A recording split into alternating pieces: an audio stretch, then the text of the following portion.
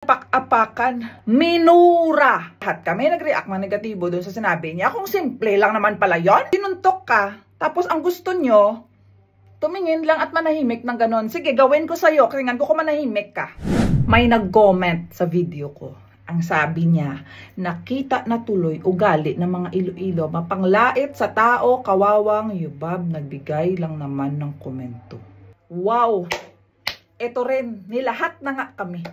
Sana alam mo ga, no, yung golden rules, do not do to others what you don't want to do unto you. Okay. Isa pa, yung law of karma. Nag-work yun either good or bad. Pag may ginawa kang isang mabuti sa kapwa mo, 100 folds babalik sa yung good. Pag may ginawa kang mali sa kapwa mo, 100 folds babalik din sa iyo yung ginawa mong hindi maganda. I do not tolerate panlalait. Hindi talaga yun maganda. But I cannot blame my fellow Ilonggos dahil isa sa mga pride ng mga Ilonggo ang nabastos, na-humiliate, inapak-apakan, minura.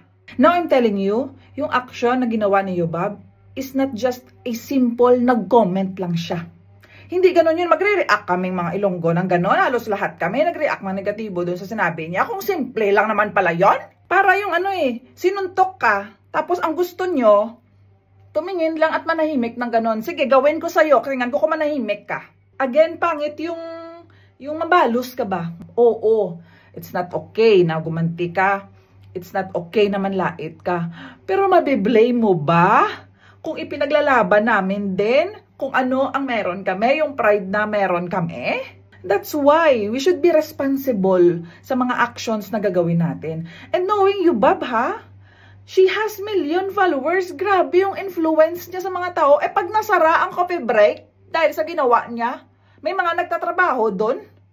Yung hanap buhay nila doon lang sa pagtatrabaho, may binubuhay yun ng mga kabataan ba? May mga bata, may mga abata. Tuloy, may mga anak yun siya na binubuhay. Bread and butter nila yung pagtatrabaho sa coffee break. Dahil sa ginawa niya na wala ng trabaho, okay lang?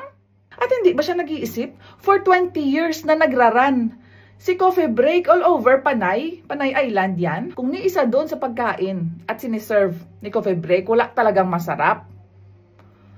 20 years? Magtatagal yun siya? Magraran yun siya to 20 years? Kung wala talaga masarap doon?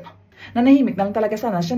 Dinipiran na lang talaga niya yung mabibig niya. At yung mga friends niya, tinolerate niya rin yung mga ginagawa na nililipay sila ba? Ang saya nila.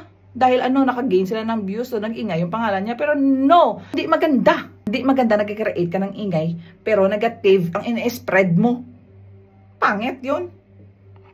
Tinonto ito.